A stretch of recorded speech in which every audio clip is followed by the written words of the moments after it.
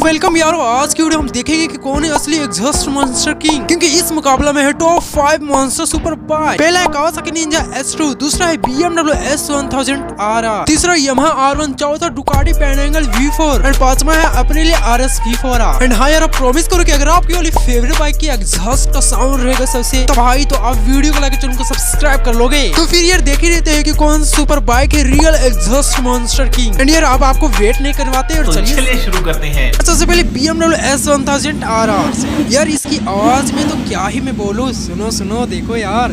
और अब दूसरी Yamaha R1, यार इसकी आवाज में तो दहाड़ है यार, अच्छे से सुनो। और अब पारी है मॉन्स्टर बाइक की निंजा S2 यार।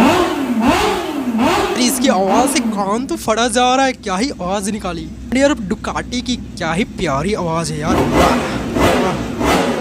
और अब लास्ट अप्रिलिया का, ये भी मस्त है यार। तो आप कमेंट में अपना फेवरेट बाइक का नाम बता दो।